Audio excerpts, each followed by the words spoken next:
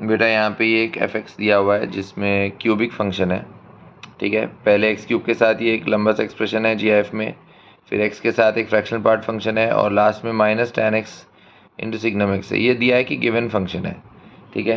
तो हमको क्या बताना है, sum of all possible values of A. तो मैंने क्या किया, x की जगह माइनस एक्स पुट किया। अब देखो यहाँ पे एक्स क्यूब है, ये ऑड पावर है, इसका मतलब माइनस बाहर आ जाएगा।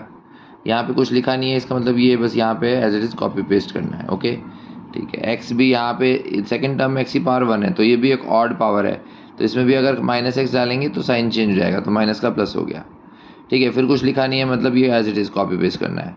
फिर लास्ट टर्म में minus tan x into signum x, तो tan और सिग्नम दोनों ऑड है बेटा, और दो ऑड का प्रोडक्ट इवन होता है, इसलिए इसमें अगर मैं दोनों में माइनस एक्स रखूँगा तो दोनों बार माइनस बाहर आएगा, वो सेम साइन ही रहेगा, तो माइनस का माइनस ही रहा, ठीक है। अब ये और ये सेम है, होना चाहिए एफ ऑफ एक्स और एफ ऑफ माइनस एक्स, क्योंकि इवन फंक्शन है। तो अगर दोनों को हमने इक्वेट किया तो लास्ट टर्म तो दोनों में कैंसिल हो जाएगा, minus tan x into signum x, okay.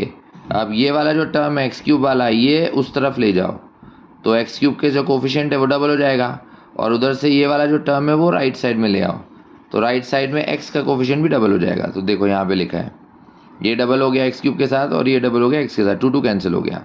अब ये एक्स पे डिपेंड कर रहा है, तो ये इक्वेशन हमेशा ट्रू कब होगी, अगर दोनों के कोफिशिएंट्स ही जीरो हो जाए, क्योंकि एक्स कुछ भी रखो वो हमेशा ट्रू आना चाहिए। तो इस कोफिशिएंट में क्या था, जी एफ ऑफ ए का square minus 5 time G F A plus 4, तो उसके फैक्टर कर दिए, G F of A minus 4, G F of A minus 1 equal 0, और इसमें फ्रैक्शनल पार्ट में क्वाड्रेटिक थी ये वाली, तो उसके वापस फैक्टर करें स्प्लिटिंग द मिडिल टर्म, तो उससे 2 times fractional part of A minus 1, 3 times fractional part of A minus 1, मतलब फ्रैक्शनल पार्ट ऑफ ए का हाफ और 1/3 आता है ऑप्शन। तो अब देखो ए की पॉसिबल वैल्यू क्या कर सकते हैं, अगर जी एफ ए 1 लिया, fractional part of A half लिया, तो ये क्या होगा 1 प्लस हाफ यानी 3/2। अगर 4 लिया और इधर 1/3 लिया तो इधर 1 लिया और इधर 1/3, तो 1 प्लस 1/3 कर दो तो 4/3, ठीक है। फिर इधर 4 लो और इधर हाफ लो, क्योंकि जी आई एफ और फ्रैक्शनल पार्ट ऐड करने में नंबर मिलता है, तो 4 और हाफ का सम क्या हुआ 9/2, और अगर इधर 4 है इधर 1/3 तो इसका सम करो तो 13/3, मतलब एक ही 4 पॉसिबल वैल्यूज़ हैं, ठीक है ना। और दोनों में से कोई एक फैक्टर तो ज़ीरो है होना ही है, मतलब इन्हीं के कॉम्बिनेशन से हमें बनाना है।